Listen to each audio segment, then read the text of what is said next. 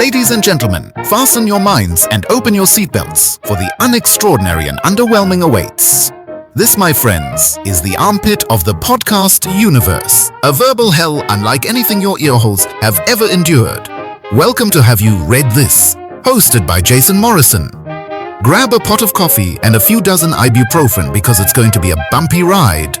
I was worried a little bit about making so many of these episodes where the only thing that I seemed to talk about was just dark and disturbing reads, because I kind of feel like people will say, "Oh, you know what? That's the only thing you ever read." And I mean, it's not far from the truth, but every now and then I do like to manage sneaking in something that might not have an extremely high level of graphic violence, or even something that doesn't have a really high body count. Sometimes those books are boring to me. But anyway, in an effort to be one of the cool kids, I thought it would be fun. I don't know, maybe this is stupid, to start a somewhat regular episode release where I talk about only 5-star books that I've read from the previous months. And since it's March, I have a few that I want to catch up on.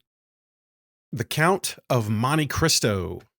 Now, this is one of those books that I think everybody, anyone and everyone, has at least heard of. But I think what stops people from reading this one is the size of this book.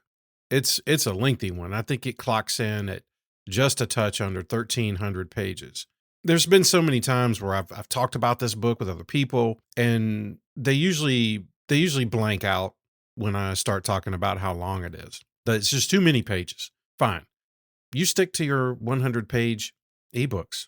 In fact, why don't you just read pamphlets and flyers from now on? Mail me your library card and I'll burn it in my driveway. And when you're ready to join us at the big kids table, I actually think that you'll like this one.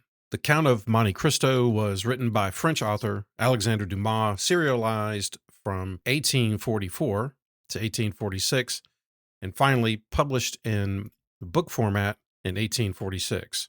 And it's one of his most popular works. And I hate admitting this, but when this book had been recommended to me, I really had no clue that he also wrote The Three Musketeers and Man in the Iron Mask. I haven't looked up Man in the Iron Mask, but The Three Musketeers is also one of those books that I think is very similar in page count to The Count of Monte Cristo.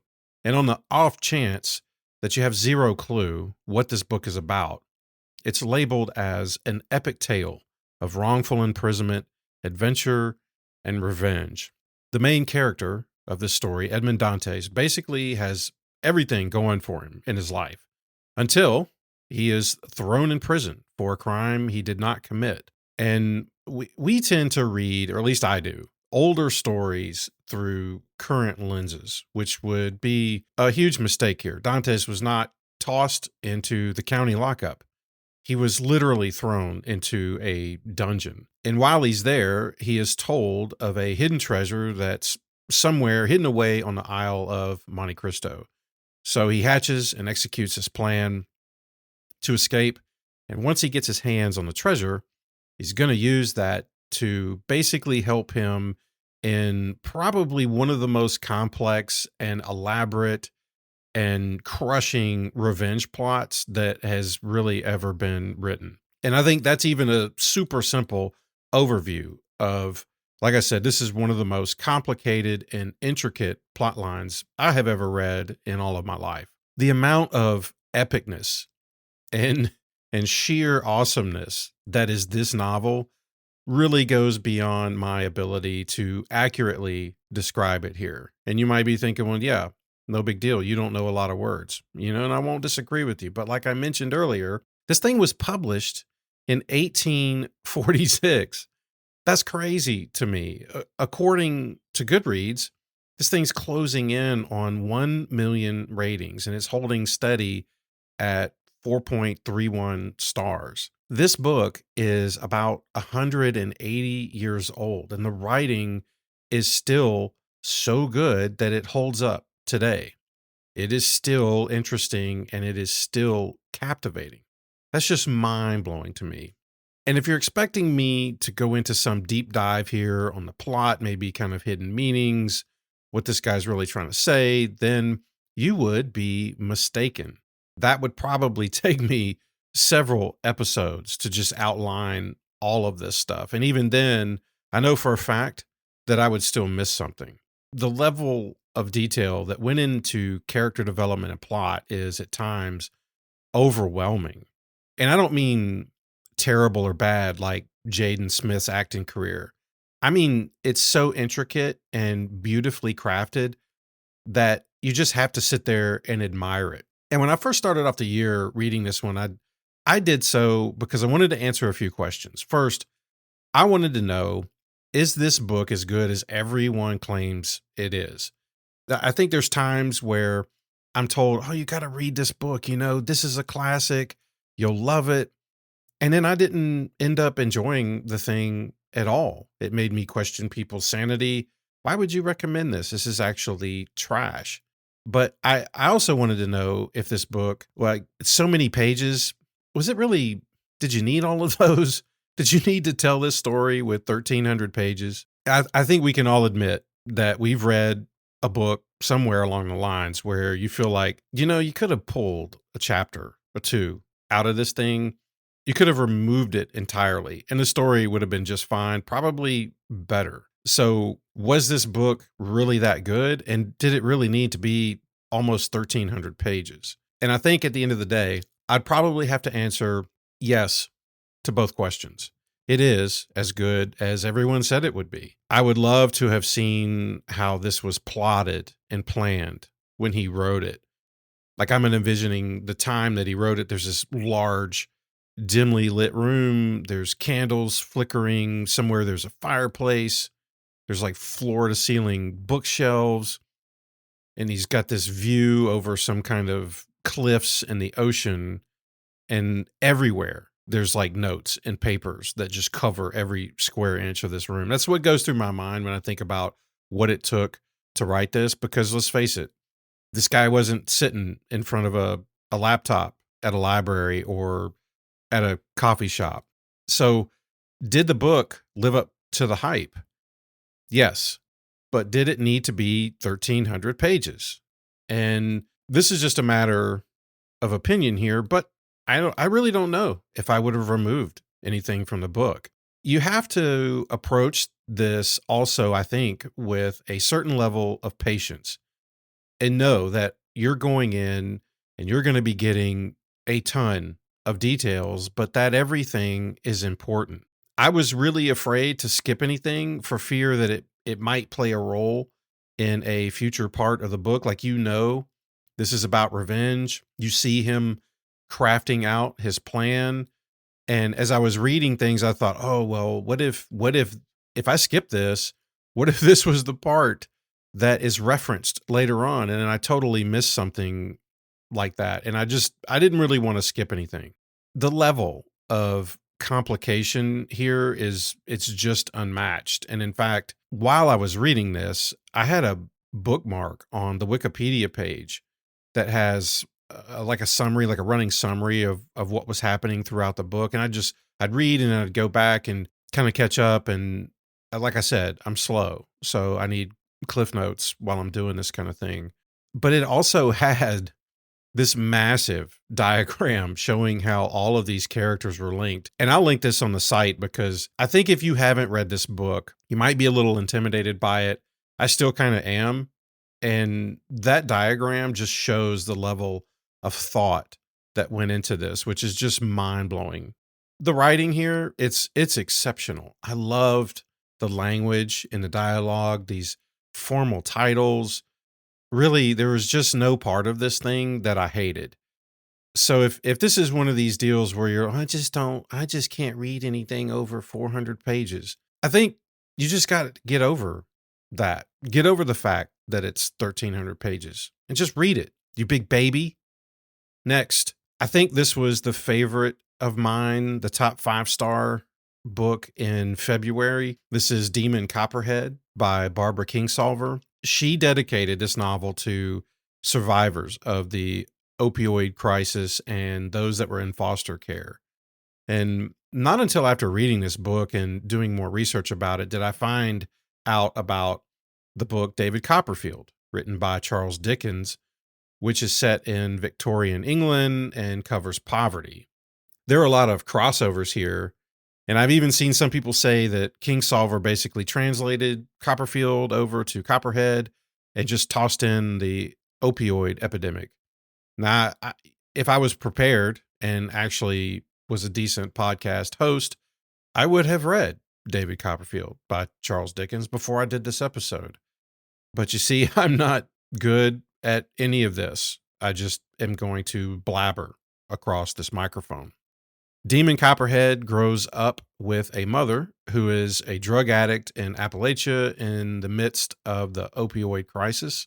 And this story is all told from his perspective. And now, when I first saw this, like Demon Copperhead, the heck kind of a name is that? So this is obviously a twist on his real name, which is Damon. And his last name was taken from the red hair that he apparently inherited from his real father. And at the beginning of this episode, I think I said something about not reading dark and disturbing books, like just only those. And and then here I am including this one because I think this one's a dark one. I think it's kind of heavy, but it's just a different kind of dark. There wasn't a lot of graphicness or graphic violence. It's just the subject matter, I think itself was pretty heavy and to me emotional, but it's a 5-star read for me. So deal with it. From the outset of the book, Demon's World is a sad one. And I think that's putting it lightly. His world is terrible, actually. He has a mother who's addicted to drugs, an abusive stepfather, is forced basically into child labor. He enters foster care. I mean, you name it. At one point, readers get a glimpse. I say that there is a light at the end of the tunnel when Demon becomes a star on his local football team. And this really changes his entire world. He finds himself under the care of a wealthy, however, alcoholic coach who gives Demon all the things that he really has never had in life. And I think when I get to this point in the story, it was kind of bittersweet because she spent a lot of time talking about how terrible he had it. And then all of a sudden you get to this point, it's like, oh, great, your life is fixed. But there's still so much book to go. And I thought she's going to drop the hammer on us emotionally. There's no way that you're going to get through the end of this book without something more terrible happening. And sure enough, then comes this football injury. And this is basically the gateway to using opioids for all of the pain that he's going through. And it pretty much puts out for me that light at the end of the tunnel. This whole thing, this injury deal, obviously it leads to his first use of opioids. And then the novel kind of follows his life after the introduction of drugs. And I think really, when I look back on this, I think it would be easy to write this off as some dumb Appalachian kid's perspective, especially given the language in which Kingsolver uses to write the story. I really think you'd be wrong if that was your only assumption. I could see this is part of the point she is making with this character. He's a foster kid. He's raised in Appalachia. He's on drugs. Most would write him off as stupid, as worthless. And I would say that maybe he's not as educated as some of the others are, but that absolutely does not mean that he's stupid. In fact, there is a tremendous amount of poetry with the sadness and the weight of his words. Like this: I put my face to the window so nobody would see if I tore up. Was this me now for life? Taking up space where people wished I wasn't? Once on a time I was something, and then I turned like sour milk, the dead junkie's kid. A rotten little piece of American pie that everybody wishes could just be, removed. And I could pull quotes from this book all day long. Like here was another one that I underlined, just really stood out to me. Live long enough and all the things you ever loved can turn around to scorch you blind. The wonder is that you could start life with nothing, end with nothing, and lose so much in between. I saw some people like kind of hammer this book and like, I'm done with Barbara Kingsolver. This book sucked.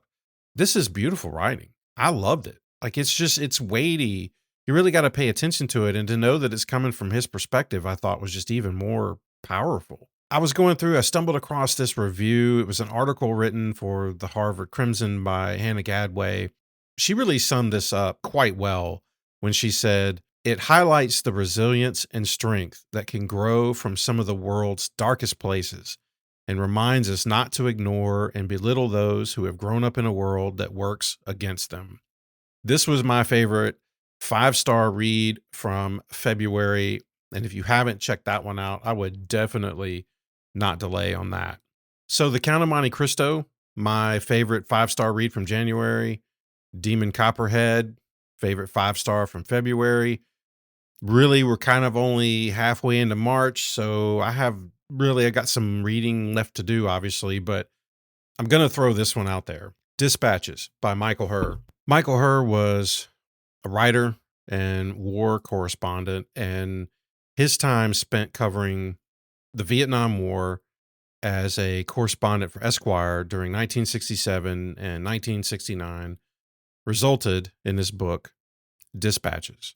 While looking for books about Vietnam, this one popped up a lot. Many have even said this is by far the best book to have ever been written about the war in Vietnam. I didn't even know the link between his book and the movie Full Metal Jacket, and it didn't take long to figure out where many scenes in Full Metal Jacket were taken from. I was going through this and I was like, wait a minute, I don't remember seeing that somewhere, like some of these lines. Turns out Herr was credited in Francis Ford Coppola's 1997 film The Rainmaker for writing the narration, and he also contributed to Apocalypse Now, and he co-wrote the screenplay for Full Metal Jacket. This book was also adapted into a musical, which is something that absolutely has to stop. We don't need musicals. We need to end them now, forever, and always. But anyway, I've been reading as many books about Vietnam lately as possible, and I've tried to find a lot that offer as many different viewpoints as I could.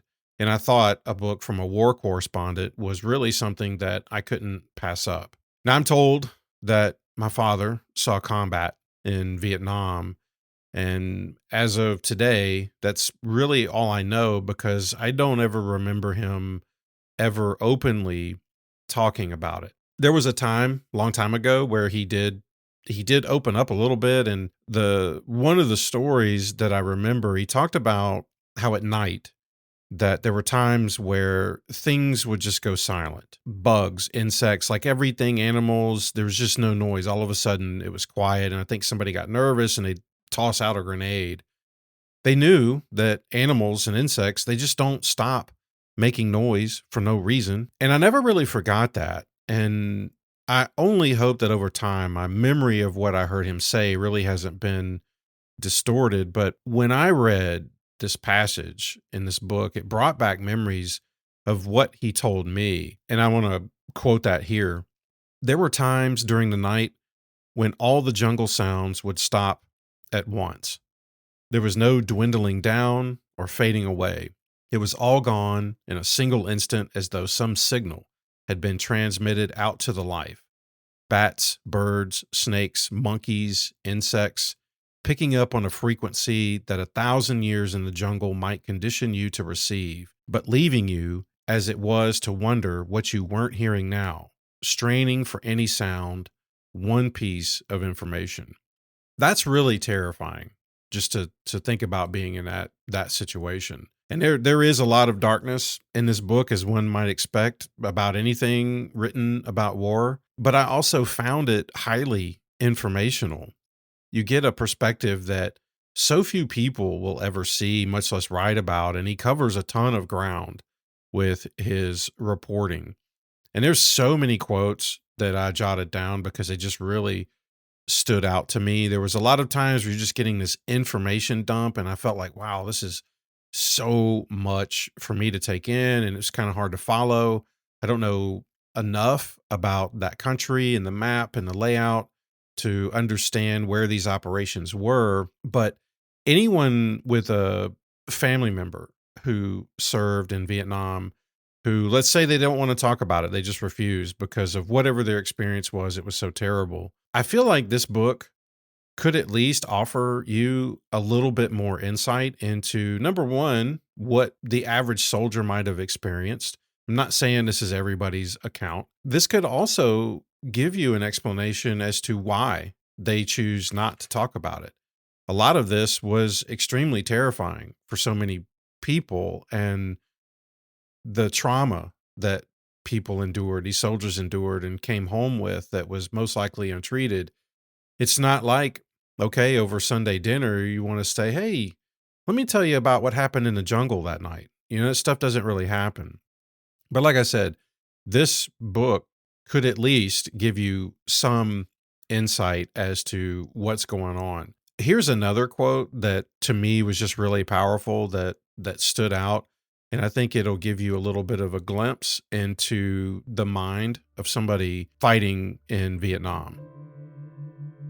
People retreated into positions of hard irony, cynicism, despair.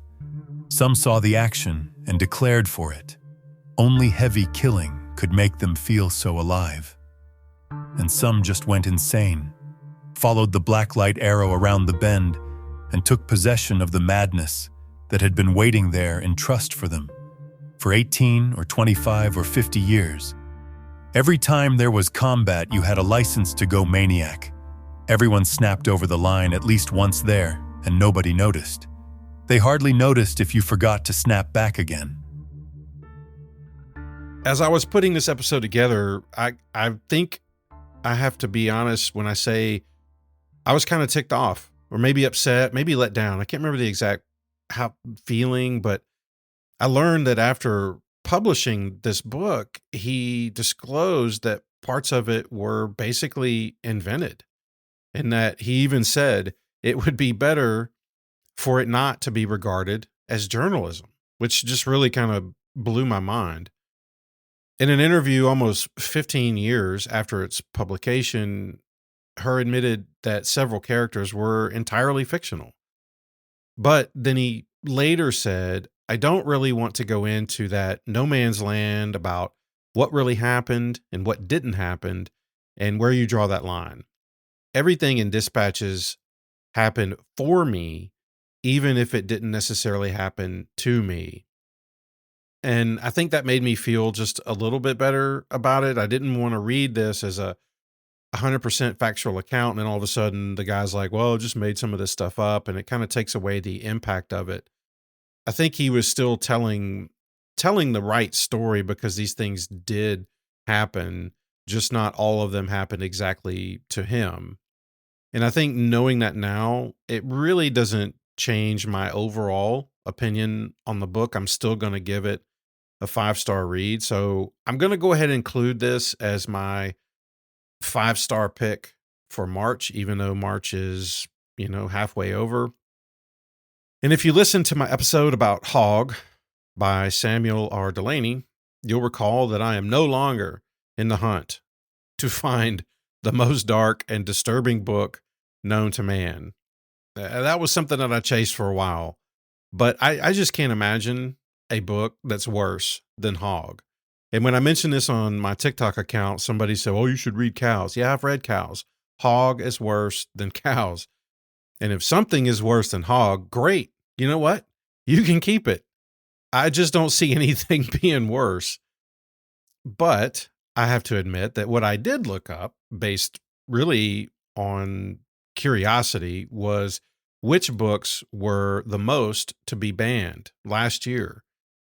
And I grabbed the top 2 off that list, and I've already started one of them. So who knows? Maybe we'll get a episode or something out of that. I think that might be fun to go through and see what books schools and things have been banning, and to read it myself. I'm going to go into some of these blind and just see, okay, was this, I get it. I get why you banned this. Like, I just won't imagine a world where Hog is in a school library. That is terrifying. But are all of these books that have been banned, or does that make sense? So I kind of want to go read that just out of curiosity, and we'll see.